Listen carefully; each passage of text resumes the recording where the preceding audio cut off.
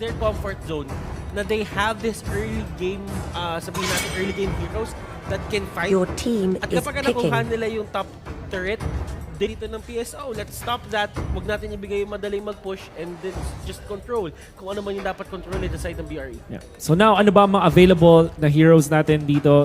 Grok is there. Grok. Isa sa mga favorite ni Heath. Your Of course, team is one of the picking. best Grok players out there. Bruno is available. You know what? Hindi natin nakita si Farsa na nahawakan in the previous series. But now, since Your Bruno team is is available, it will be picked up by Bren Epro to go with Thams. We did not see Farsa kanina, perhaps kasi mas priority ng Bren Epro yung sarili nilang composition with the Kimi. Now, it's Your the team Granger is picking. to go with the Farsa. They don't care. PSO, sabi nila, nerf lang yan, PSO kami. Sabi niya, nerf niyo yung Ranger as much as you want, but eto pa rin yung gusto namin dito. Kasi ang pagkakaiba na rin ng Ranger ngayon is, there are times na parang dati si Ranger kaya niya na lumaban agad at a certain point in the early game. Just get one item and you're ready to go. And that is a very unusual for a marksman Wolf. But at the same time, ngayon, medyo kailangan niya ng skill. I just feel that 2 Your items team is the is sweet spot banning. ngayon para sa isang Ranger na talagang umikot-ikot sa may mapa. To be fight ready, kumbaga battle ready. And at the same time, 2 items isn't really that hard kasi yung isang kukunin mo parang cheppy item lang naman eh. Yeah. And you know what? You have to take note na merong interesting na buff na pwede ko yung Ranger to boost even more yung kanyang, which is the red buff. Red buff. Which, you know, you would think na yung normal attacks lang ang nagtitrigger or yung any attack skill. No. Actually, any form of Your damage team is banning. is affected by the red buff. It's So converted to true, di ba? it is. Parang nagpo-proc yun na kahit anong source of damage. So that counts yung bola ni Bruno, for example, or even the power tricks of the Harley. That's why Your napipili team nga is naman talaga picking. yung Harley ngayon sa meta. It's just that hindi pa siya nagagamit ng mga teams like really famously ngayon. But Bren Epro, they will ban out the Valier. I think in the previous series, they also put priority onto this Valier ban. Now, Esmeralda Your team is is gonna be the picking. choice. Comfort picks. I like the 2 picks na nanggaling din sa Bren Epro. Kasi one of the things na kailangan nila dito is a backliner. And usually for a Farsa kasi, ang mga kinukuha dito madalas is yung mga assassins. Pero kasi inisip nila na merong Ranger itong kabila. So if the assassin gets caught out, sure kaming tutumba ng Ranger yun. So what they did was, ano nga ba yung mga gandang mga backliner na pwede? Baksha is a tanky hero. Esmeralda is Jawhead. tanky as well. Ibig sabihin, Chow. these are the heroes na hindi Your team ganun kadaling is picking. i-take down ng isang Ranger. Yeah. So might as well get the control on the far side at Natalia. the same time get the extra tankiness na dinadala nila sa fight. You know what? Before we transition into talking about itong Natalia pick uli para sa Bren Epro, na pinik ng the third place dito ng Bren Epro yung Baksha. Tapos straight up Esmeralda. This is them saying na parang sinulit nila yung third and fourth slot dito na hindi nila binigay yung Baksha para sa Pldt Smart Omega para dahil isa to sa mga comfort picks na Pldt Smart Omega. But also, they want to get this Esmeralda talaga. And without the Baksha, there's really no stopping yung sustain ng mga guys sa Esmeralda. But the last picked, Natalia, once again, if you look back a week ago, you will remember, ginamit nila yung Natalia laban sa isang Farsa composition. It looked really, sabihin na natin, gimmicky in a way, but it kind of makes sense. It's your way to scout out where your opponents are. And yung Farsa, never ever magkakaroon ng comfortable spot kung saan pwede niyang gamitin yung Feathered Airstrike. Kasi every time na ikakast na channel niya yung Feathered Airstrike, nako, kailangan lagi siyang takot sa Natalia. It is the same as a Franco and a Selena. Na parang there's 5 always seconds pagka till wala the yung enemy Selena reaches sa mapa the o yung Franco sa battlefield. mapa, there's Smash always a them. time na pwede kang tamaan ng isang magandang All hook. troops And that's the same deployed. idea as the Natalia. So let us head on to the Land of Dawn, mga kaibigan. This is going to be PSO versus BRE. Game number 1. Grand finals na tayo ngayon. We had finals already. And this is the Season 1 Championship na pinag-uusapan natin. Not just the conference finals, not just the conference championship, but the champion of the season. It all boils down to this Game 1 of this best of 5 series. Malapit agad ang pinapakita natin as Toshi gets and secures their own red buff. Interestingly, ang nangyayari kasi if you do play this Natalia is magkakaroon ka ng -1 in terms of your supporting cast. which kind of feels that Bren Epro needs to make this early game perfect for themselves. And kailangan ni Raflisha dito na mag-step up katulad ng ginagawa niya dati. Nung nag-cook siya, nung nagtatalya sila, it is very hard to tank alone. It is very hard to tank alone kasi isipin mo si Rencio dito. Yes, Rencio has a bit of tankiness then, but once the ultimate comes off, it seems like he's a normal hero again. Diba? Now, the problem is level 4 na itong ating Farsa. But at that moment, Bren Epro, they will just back out. The bigger problem already para sa Bren Epro na nakikita natin ngayon is under-level talaga yung kanilang supports. Both their supports, 1 minute 30 seconds in, they're just level 1. Ang ganda ng pinapakita dito ng PSO on how they actually manage their XP. Na umaalis-alis si Hayes minsan dun sa may range ng minions so that makuha ni Toshi yung buong XP. But right now, KLBJ gets called out. Wow, look at the connection mga kaibigan! KLBJ will be the first blood dito for the side of BRE pero sumagot sila sa may baba. They will get that kill on Hayes. This is another classic Heath-Agi connection na nakita natin in the group stages. Ginamit yung Chang-O usually ni Haji, and then you have Heath with the Guardian's Barrier. This time, it's totally different. Hindi mal Meteor Shower binabato ni Haji. See, it's Feathered Airstrike. It's almost the same, and it's more targeted, and napakalupit ng pinakita doon ng connection ng PLDT Smart Omega. Another one in the books for this team.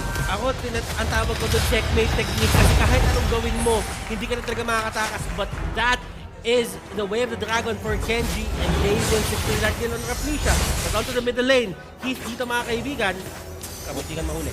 This is such a good display of talent mula sa PLDT Smart Omega. For sure. Now JP. Dito, actually eating a lot of those airstrikes. JP dito trying to fight this out, pero Haji getting caught up. And this is one place na ayaw mo makita yung Farsa mo, pero Turtle resurrecting with soon. the assist. Oh wow, this is Hayes by the way with the Jawhead, which kind of is a throwback back in 2017 or was 2018? Was 2018? Early 2018 na nakikita natin na whenever he cannot play the Cho anymore kasi nababan sa kanya, he plays the mean Jawhead. Alam mo, ang tagal Really pala, good. no? Sobrang tagal. It was actually late 2018. Late 2018. Basta 2018 siya. Well, at least 2 years now. 2 years now, yeah. But ang tagal na pala natin nagaganito, man. Yeah. Wow, It is what Jawhead it is. throwback. This is just a throwback. Kasi ngayon ang Jawhead, they are playing Jawhead as an offlaner nowadays. And before, sobrang valid niya na support slash tank and pang setup, pang initiate.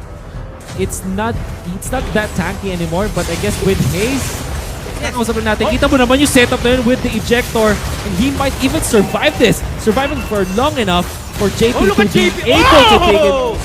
Pero take Greedy it down. trying to get that kill, pero the process, the pag-take nila ng kill sa Granger na yon, they lose 2 people into the Exactly. process. They give gold to the Granger, and that, Toshi is happy with that. And they're not done. Bruno now sa top lane. Napatay dito Raflesha wants to take down Kenji, but Kenji is ever so sleepy with this Cho. At walang magagawa yung ultimate dito ni Raflesha as Haji Z threatens for a kill as well up top. PLDT Smart Omega back at their really superstar movements dito. Oh, and that is another first strike, pero sabi niya Raflisha, meron akong paggulong palabas. Alis na lang ako dito, but right now, another skirmish is happening to the bottom lane. Greed dito, a bit early on that retribution, pero Renzo getting caught out, and he's trying to fight this. Flicker in, pero that Sonata is there to seal the deal. And it looks like they want to go for Hayes this time. The jump in mula kay JP dito. The dive will be there. Patay dito yung Ranger. Now hinabol nila si Greed with the unstoppable force. There's the ejector and of course Kenji to take the kill. PLDT Smart Omega hindi magpapadaig. Mamatayan man sila ng isa, they will take 2 in return. All throughout the map, they are winning 15k in the back para sa PLDT Smart Omega. Only 12k for Bren Epro. And the way of the dragon is there. Ejector palapit na sa may turret. And right now, the flicker is there. Unstoppable force magagamit. Pero JP dito has something in mind na hindi may expect na kalaban niya. He just needs the flicker. Nandun na sa harapan siya mismo dito ng Jawhead and hindi masyadong magiging effective yung unstoppable force. However, what they're not stopping right now is yung paglakas ng dalawang horse dito ng PLDT Smart Omega. Haji Z and Toshi are getting everything that they want. They even get a kill onto the Esmeralda this time. Napakagandang rotation mula sa PLDT Smart Omega. One thing you have to take note is napakabilis mag-converge dito ng mga members ng PLDT Smart Omega through a kill. You have to take note, Joehead with Unstoppable for sobrang bilis maglakad. The movement speed is so high. And of course, the Grok, when near the walls, is also very speedy. Oh, and actually, Greed stole the blue buff from that Farsa. Na-retribution niya. And it's one of the things na ginagawa talaga ng isang Natalia. He can actually see kung ano man yung ginagawa dito ng kalaban and probably steal a few objectives here and there. There also knock-up is there. Felicia dito will be another casualty. But out of the backlines, Greed dito hinahamon niya mga kaibigan si Haji. Haji, nag-bird form siya dito pero does it matter? Will it matter? That is the question. That's so not. Hindi tatama pero the wave of dragon is still there. Granger will get the kill onto the Esmeralda. Things are looking great for the side of PSO. Definitely. You have to take note, napakaganda nung pinakita doon ni Heath. But mamaya natin pag-usapan because Kenji will have to run away. Fortunately, sa show, there's Shun po, there's Jit Kundo, kaya-kaya makalayo. You know what? Heath actually stopped the charging of the Moonlight, of the Falling Star Moon, I mean. Dahil dun sa kanyang wild charge, which is again, so much value. Hindi nila mamapatay agad si JP if not for that. I mean, Haji Z still died, but they were able to get something in exchange. Now, top lane, Greed, very unlikely to survive. Very squishy Natalia, samantala sa baba naman. Another kill for PLDT Smart Omega. They did yung Natalia pick nila, pinapunish sobra dito ni Kenji to the point na yung Natalia kaysa nakakatulog siya at kaysa nakakascout siya. This time around, pakamdam ko dapat malakot siya pero roughly siya dito will get ejected dun pa balik. Pero JP dito will be the next target and one more could actually get that kill. Pero Toshi dito is going in and the crits! The crits, my goodness! And hasty nang kipa yung dalawang atake ng Toreto just for Toshi to get away. PLDT Smart Omega on another level in terms of their synchronization talaga dito. Laban sa Bren Epro. Bren Epro, nakita natin tinry ni Bruno na iligtas yung kanyang tropang Esmeralda but at the cost of him dying. Dalawang shots ng Death Sonata yung kinailangan niyang takihin doon. And one crit. Now, he sets up for this kill. This time, there's the dive. But fortunately, this is Raflesia and JP. Napakakunat nga naman. Even with PLDT Smart Omega leading in this map. Grabe yung synchronization, grabe yung communication dito na side of PSO to the point na parang sumasayaw sila dito sa isang musical na sabay-sabay sila halos gumalaw. And this is one of the things that makes PSO scary pero Greed try to take Farsa pero he doesn't have the damage to do so. Level 11, si Haji Z with 6k in the bank. Natalia is just 3.4k. Essentially, half of the net worth of this Farsa. Tapos napakababa pa ng level niya. And to add to that, malambot talaga Natalia. You see that only 2 strikes of the Feathered Airstrike was enough. And now, Farsa is a problem para sa Bren Epro. Kahit si Raflesia nga dito on that backshot which is naturally very tanky, hindi rin tumatagal mula dito sa members of PLDT Smart Omega. JP is doing great, but at the same time, JP can only answer one person to the side of PSO. He needs to choose. Do I answer Toshi? Do I answer Haji? Eh pareho to maganda yung performance eh. So at the same time, if you don't catch them with one Falling Star Moon, I don't really think that you can win a skirmish or a clash ngayon sa stage ng game na to. And now top lane now compromised. Mega kill! Another kill. This time Renzo should be backing down. There's the Feathered Airstrike. Raflesia ang target nila dito. Ang labot. Oh! One last strike mula doon sa Farsa. Enough para sa PLDT Smart Omega. Now KLVJ in trouble. And of course Kenji to get the kill.